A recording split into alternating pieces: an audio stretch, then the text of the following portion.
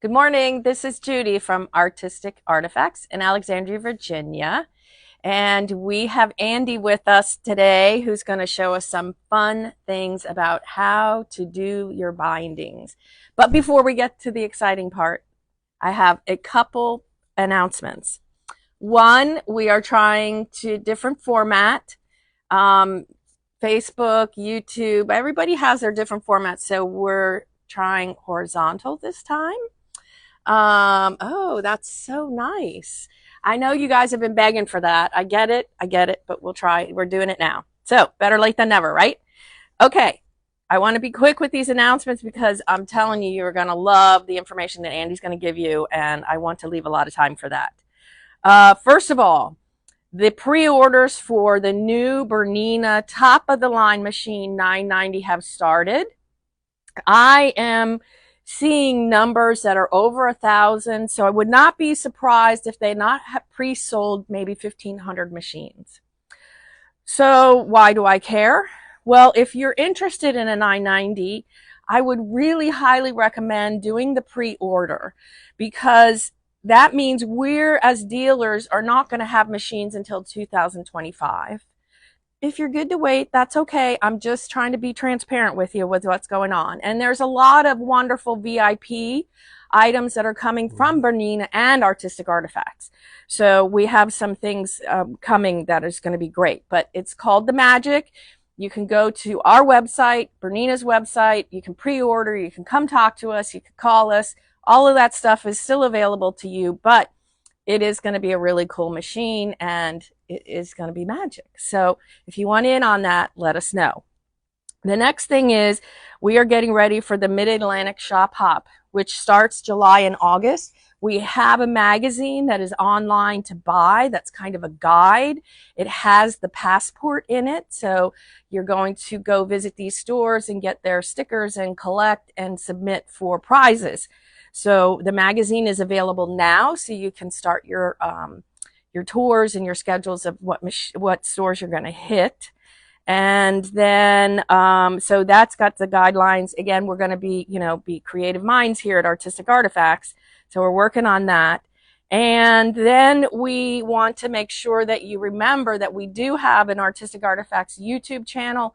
All of our Facebook Lives are recorded and posted there.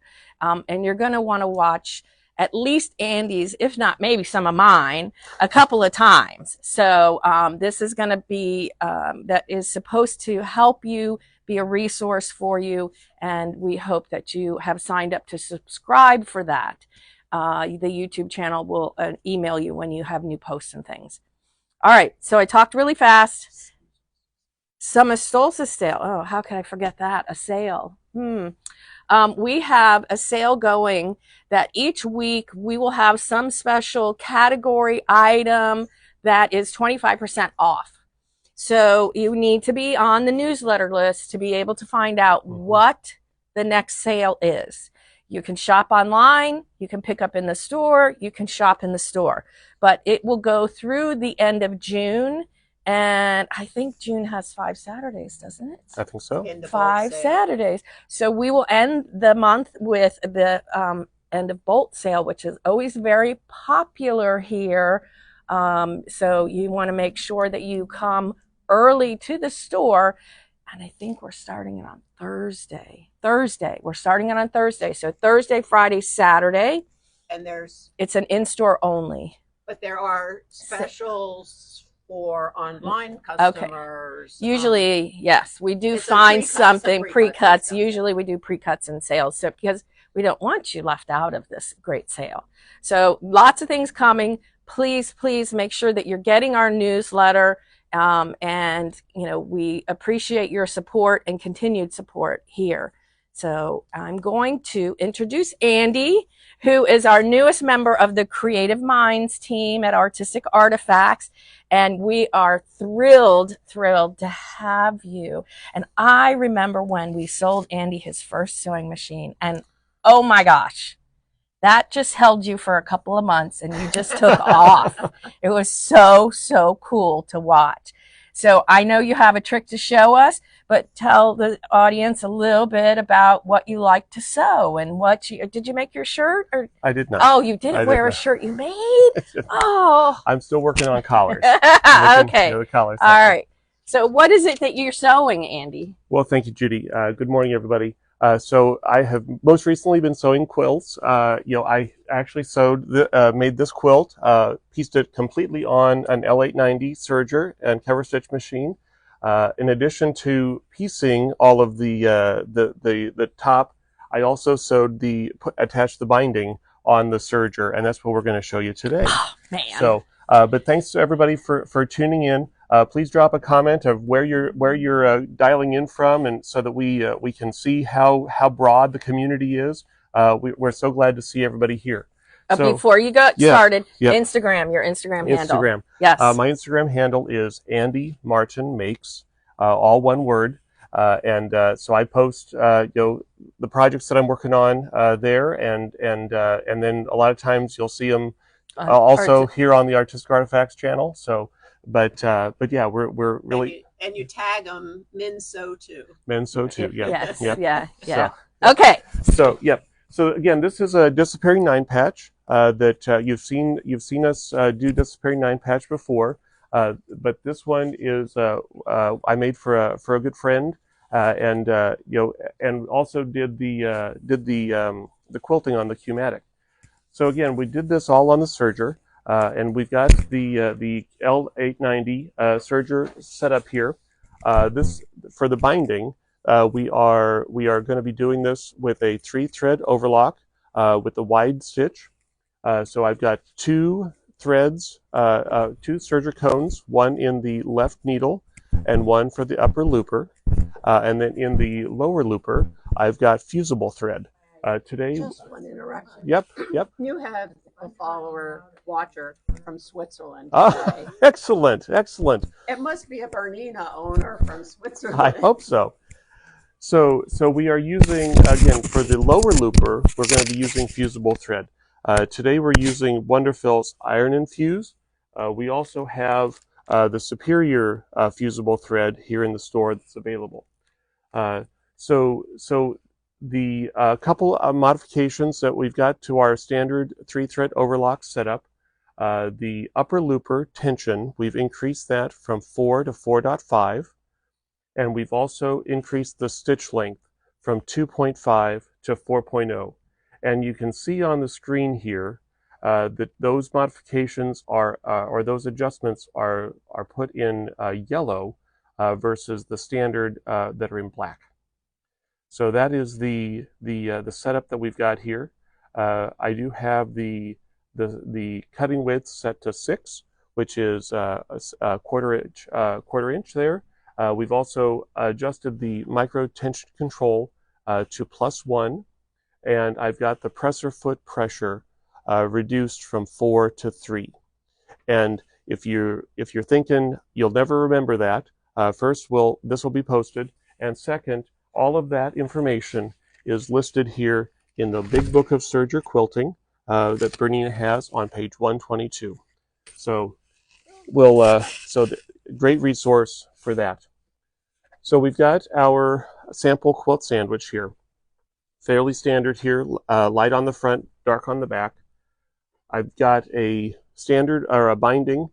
This is a 2-inch binding, and I have pressed it in half lengthwise.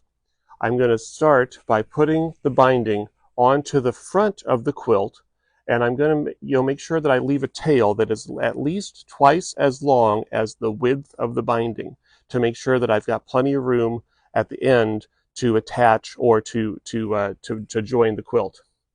So we're going to just line it up here on the edge of the sandwich, and then we're going to put it under the presser foot. I am using the clear presser foot, and that's an important aspect here because we want to be able to see exactly where we're stitching. So as I put this under, I've got the knife raised.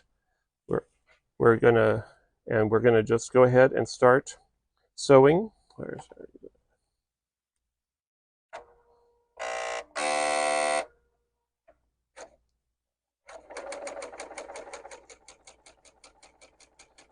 And you can see that as we're going along, it is cutting off just a little bit on the right. And as we approach the end of the quilt here, I'm going to use a little ruler here with a 1/4 inch mark so that I can mark where the 1/4 inch line is, so that I know where to stop. So we've got that 1/4 inch mark now set up here. And again, this is where having the clear foot is really important, because now I'm going to be able to see how, as this mark moves up through the presser foot. One of the benefits of a serger is the bigger presser foot and the 2 feed dogs to help feed the material faster and more stably.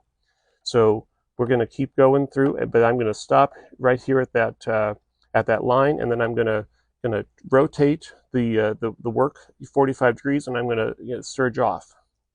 Andy, you have one question. Okay. Does the fusible thread always go in the lower loop? Yes, the fusible thread goes in the lower looper because we're going to press this binding over to the back. And you want the fusible thread on the back side or on of the quilt, so that when you iron, it attaches. So the fusible thread in the lower looper is important. So we'll go ahead and stitch. And again, I can see through that clear foot exactly where my line is. And I've got 1 stitch left. And now I'm going to lift the press foot, and I've got the knee lift in. I'm going to lift that, turn just a 1/4 turn, and then I'm going to serge off. And we'll cut the threads. And then here's where we're at, and this is what it looks like on the back. Yep. The serging off part. The serging off right there. So we've got and I like to do it at the 45. That just helps with the miter. So the next thing we're going to do is a standard miter. So I'm going to fold the binding up 45 degrees, and then I'm going to fold down so that I make that corner. And then I'm going to use a wonder clip here on the left edge of that binding, just to hold it down and just to keep everything stable. And now I'm going to get that ruler again, and I'm going to put a 1/4 inch mark down from where the start is, because that's where I want to start. I don't want to start serging at the edge of the workpiece, because that's going to inhibit when I go to roll. It's going to make it impossible to get that nice mitered corner on the binding. So we're going to start a 1/4 inch in, and then we're going to serge down.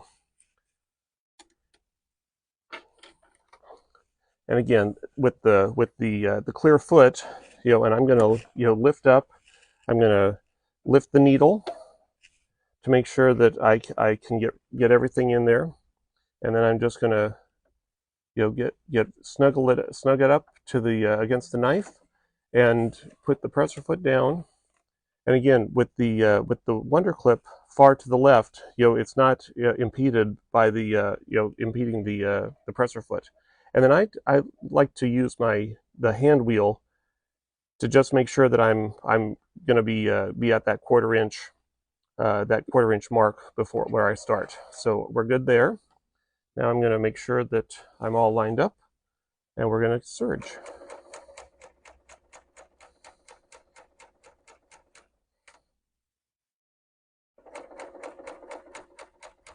And as we go, the serger is cutting off the edges on the left, so it's really nice clean finish. I was just going to ask that question. Yep. And again, that's just that takes care of any loose threads or any loose fabric that's on the edge of the quilt. And we've got a swap out here to show you what it looks like completed. I will say that when you get to as you're approaching the where you started, you want to make sure that you lower your knife so that you don't cut into the threads that you initially put down. And so you can see there where I've got a little bit of a overlap on my threads there. So let's go over to the iron, and I'll show you how I put this put this around. Do we have any other questions, Chris? No. Got people from all over the world, though. So. Oh, that's great. So again, we're gonna start on the front. You flip over to the back, and I've got the binding ready to go here. I'm gonna go ahead and just give it a good tug to make sure that everything is as far out as possible. And then we've got the iron hot here. Well, this is the Laura Star iron. It's the smart system. So this iron, it not only irons, it also vacuums.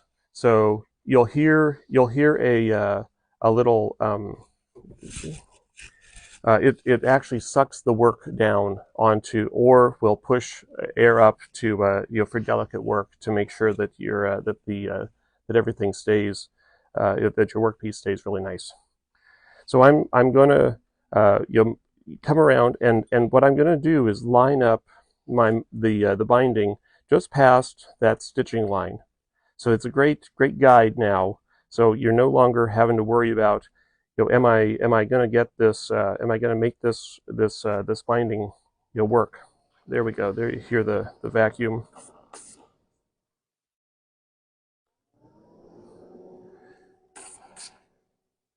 We're just going to press and hold it for a few seconds and keep going, and all the way. And this isn't intended to be your final attachment. This is a great way you're going to press the binding over to the back anyway, but now instead of having to pin it or clip it, you can to go to sew, it's already attached, and now you can go through and hand stitch, or take it to your machine to machine it, do the machine binding, or you could even take it back to your serger, and with the chain stitch you could attach it. So, and then again, when I get to the corner, just make sure that I've got a good miter on the corner, and then we're going to take it around.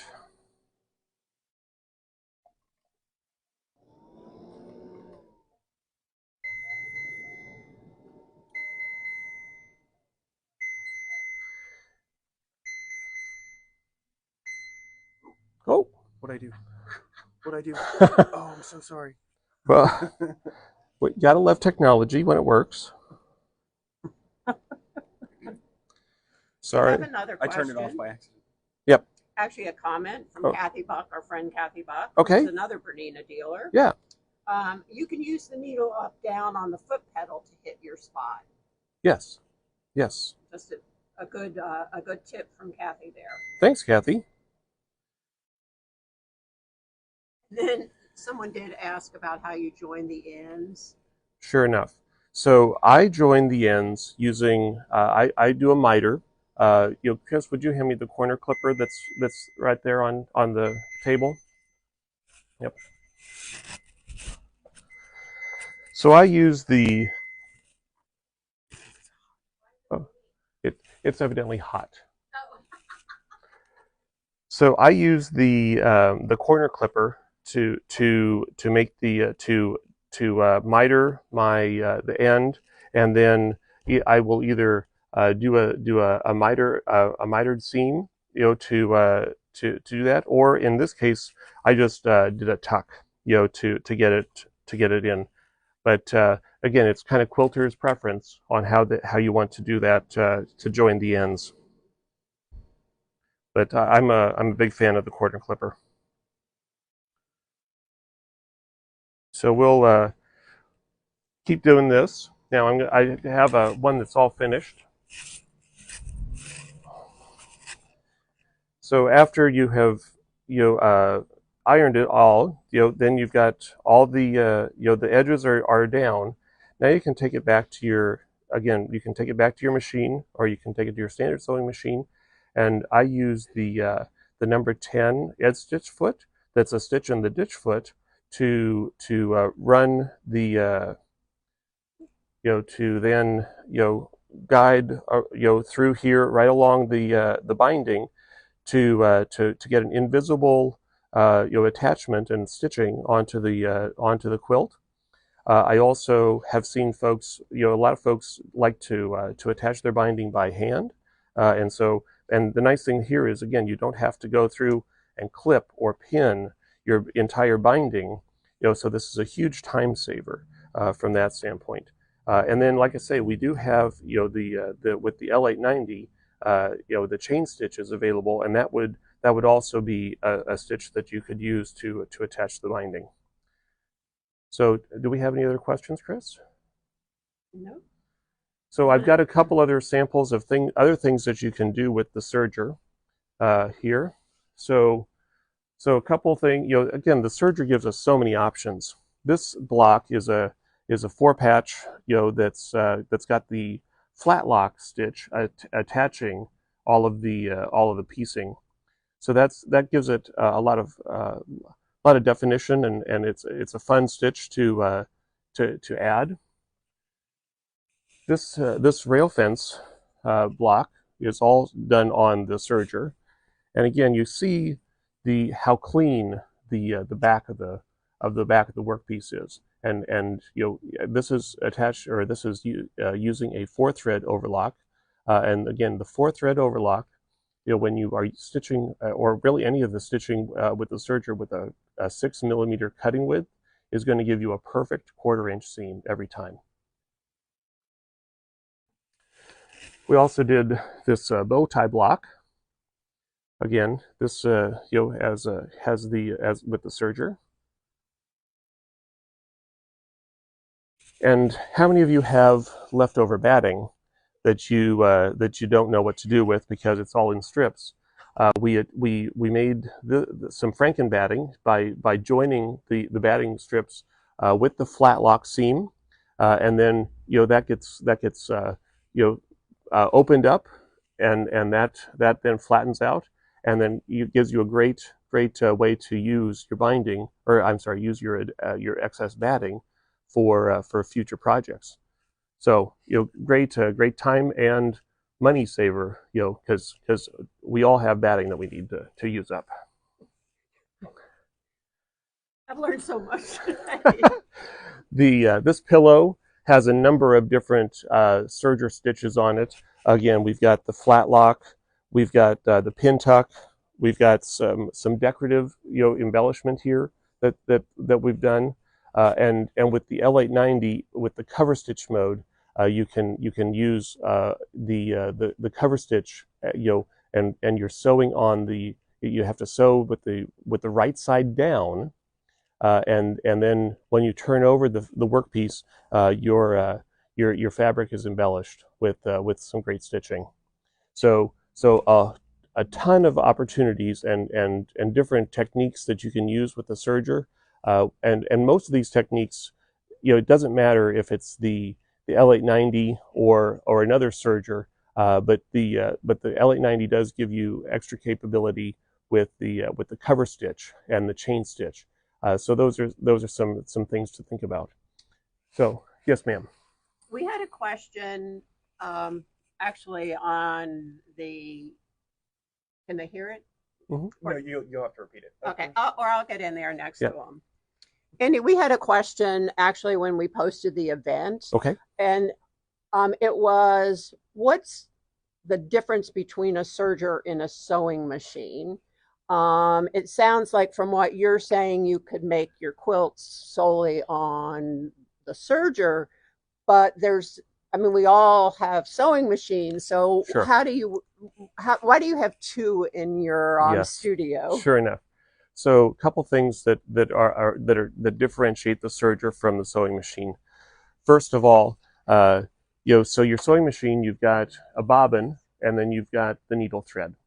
with the serger, you've got multiple spools here, two loopers and two needles. And those loopers make it so that you have an unlimited bobbin. So you're never going to run out of bobbin. And when you do, you'll know because you see the thread on top, versus it being hidden in the bottom, in the bobbin case. Additionally, the serger goes faster than the sewing machine. The maximum stitch per minute for the L890 is 1,300 stitches per minute. It's just fantastic. It goes so fast. The presser foot is longer, and there are two sets of feed dogs. So if you're strip piecing, and I strip piece that Disappearing 9-patch quilt, as once you get the strips going, you're just feeding the strips, and they stay straight and true, much better than with your sewing machine. And then and if you do need to, there's a knife that you can, so it will cut like I was showing you. It trims off the edges to give you a clean finish. But there's a technique that we're using for the Bloom and Grow quilt, which is a special Bernina quilt project, where we're actually making flying geese units, and we're stitching with the cover stitch, and we have the knife up, so we are stitching and trimming your flying geese all at the same time. So again, another time-saving technique that gives you a great finish and a great product. But you wouldn't be willing to give up your sewing machine? No, I wouldn't give up the sewing machine because first off, I can't, if I need to do basic stitching, that is certainly more of a sewing machine. The decorative stitches that the sewing machine can do, and the buttonholes, those basic functions of a sewing machine are still, those don't, the serger can't replicate those. But so they augment each other, and they give you just more tools in your toolkit, in your sewing studio. So I think, and when I first got my serger, I was guilty of just using it for finishing the edge of a project. I am trying to get into making some shirts, things like that. And I also use if I'm pre-washing fabric, I will serge the cut edge to help prevent the shrinkage and the fraying. But then but at the end of the day, I still need the sewing machine for things. And I also have an embroidery unit for my sewing machine. So I do some machine embroidery. And I make I'm sure. So I make the quilt labels for my quilts on the embroidery unit. So. And you fit them in there as you're doing it. And then I fit them in, yes, as I'm doing the binding. So I actually will attach it. I baste it in on the sewing machine, and then when I get the binding on, it's permanently attached. So. All these things that you can do. Again, you've got all of these techniques that you saw. They're all listed in the Big Book of Serging. That's Bernina's newest big book. So I highly recommend picking one of these up. We will have links to all of the different products that we've got that we've used in the demonstration listed in the YouTube description once that gets posted. Check out the Artistic Artifacts YouTube channel to see more great ideas and more great inspiration for projects. Thanks to everybody for tuning in today. I appreciate your time today. Have a great day. Goodbye.